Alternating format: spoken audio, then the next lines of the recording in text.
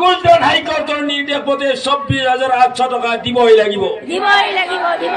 গুলজান হাইকোর্টের নির্দেশ মতে 26,800 টাকা দিবই লাগিব। বেলেগ আকৌ ভাষণ দিব নালাগে। এইটোৱে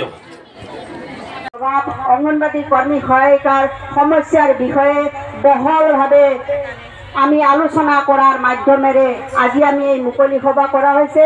মুকলি সভাত আমাৰ নেতৃবৃন্দ কেন্দ্ৰীয় নেতৃবৃন্দ আহিছে।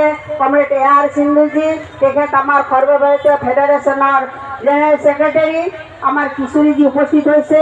আমাৰ CITUৰ সম্পাদক তপন শৰ্মাদেৱ, তেখেতসকলৰ দুয়োজনৰ বক্তব্য আমি আমাৰ বৰ্তমানৰ চৰকাৰৰ কি পৰিস্থিতি হৈ আছে, কৰ্মী সহায়িকাৰ ভূমিকা কি, আমি কোনফালে গতি কৰি আছো, আমি আমাৰ সেৱা আগবঢ়া আমি কিমান অঙ্গনবাড়ী কৰ্মী সহায়িকাৰ সমস্যাৰ বিষয়ে বহলভাৱে আমি আলোচনা কৰাৰ মাধ্যমেৰে আজি আমি এই মুকলি সভা কৰা হৈছে।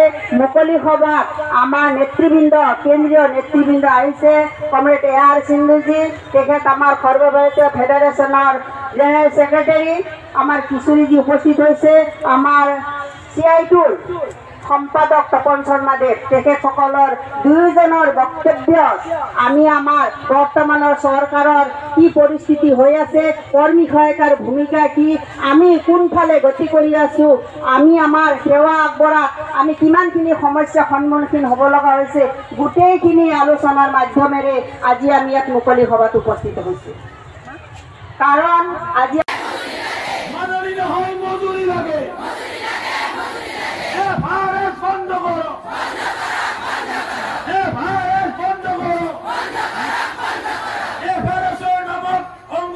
খেদি দিয়া নচলিব। এফাৰেশ্যন নামৰ অঙ্গনবাড়ী বন্ধ কৰাৰ ষড়যন্ত্ৰ বন্ধ কৰা। সকলো জাতি ধৰ্ম ঐক্য সংহতি ৰক্ষা কৰা। ইনকাম জিন্দাবাদ। আমাৰ পেট আদায় দিও। আমাৰ পেট আদায় দিও। মজুৰি দিবই লাগিব। গুলজান হাইকোর্টের নির্দেশ মতে 26,800 টাকা দিবই লাগিব। গুলজান হাইকোর্টের নির্দেশ মতে 26,800 টাকা দিবই লাগিব।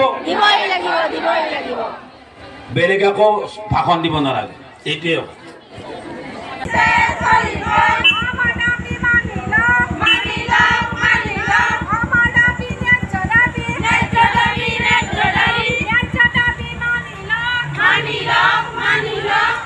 আমাৰ গল্পেৰ মুখ গিলা এখন